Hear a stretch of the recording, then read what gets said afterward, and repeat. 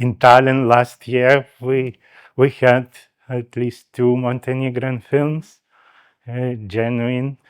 But we are in Tallinn. We are always trying to find as much diverse films and interesting and funny, and we are also open for comedies and for thrillers or horror films too. We have place for every film. Most important, it must be original, timely, and internationally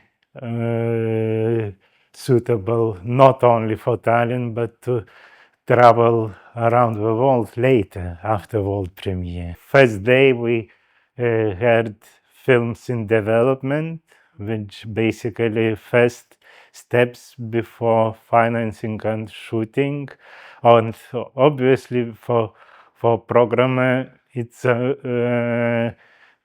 basically first information when you hear about films, which will be maybe in 2 years available for us to consider and watch. And this is very valuable chance and opportunity to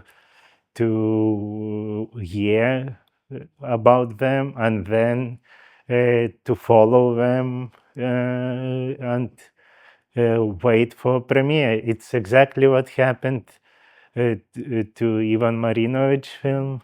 I heard about this film maybe 3 or 4 years before it finally premiered. So that's how film starts and ends up to a world premiere at a festival, not necessarily Tallinn. Yeah.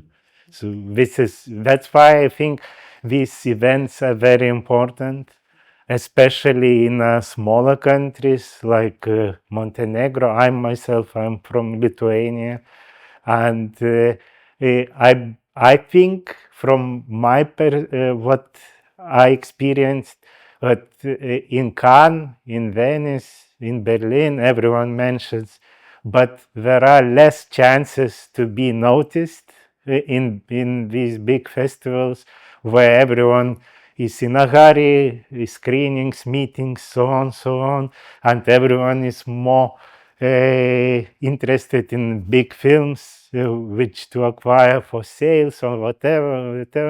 And these boutique events, small events, are, I think, more valuable for filmmakers, producers from these countries, and they can talk and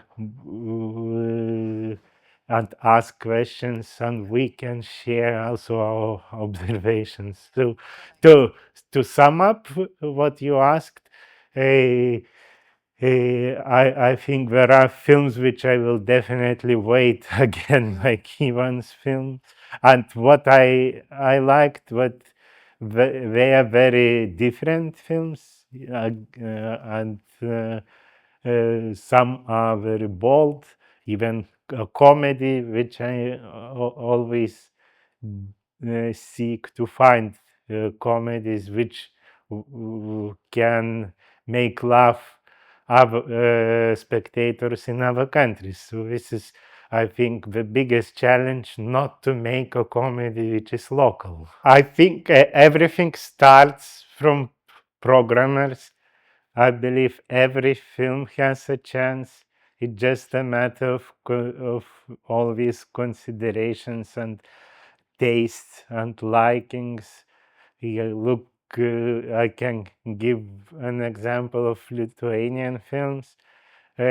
We were also struggling to get into big festivals, but suddenly Locarno picked up 2 Lithuanian films, and both of them swept all major awards, including Golden Leopard. So, and this is an excellent example with trust from programmers, and to do something different than to select always the same directors or big countries or influential directors who are basically have guaranteed selection, I suppose.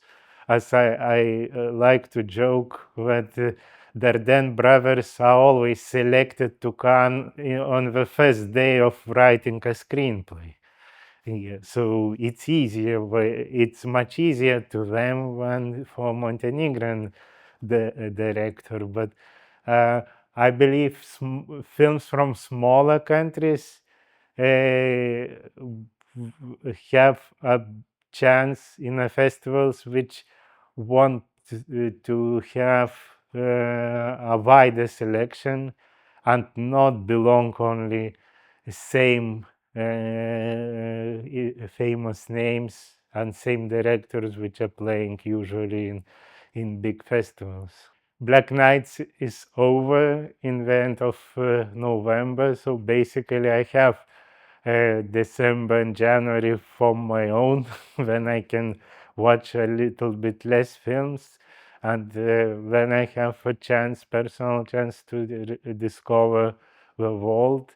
It's I'm here. It's a first time Montenegro film rendezvous, but for me it's a second time in Montenegro. I've been there a few years ago, and so I explored this Boka Bay, and I even climbed a mountain in Kotor. Yeah, it's a mountain. Yeah, it's not that easy to climb all these steps. So it's what I can see. Locations are really stunning here, and not only to walk, but probably to shoot films which may be not only Montenegrin production. So I was told about other mountains here in Montenegro, which I still wait to explore, maybe on my third trip here or maybe later. But yeah, especially this region, Kotor, Perast, are spectacular. Especially Perast is like a fairy tale little village. I spent one night there, so I could walk streets of Perast when there were no tourists, they were gone. I was walking like alone, and the best possible way to explore any village or town when big band of tourists still not arrived. And in Kotor, I also had a wonderful time, especially early in the mornings, and I saw so many cats. Probably they are hiding when these big ships are coming, and big groups of tourists are walking streets of Kotor. So yeah, it's a really lovely country, Montenegro.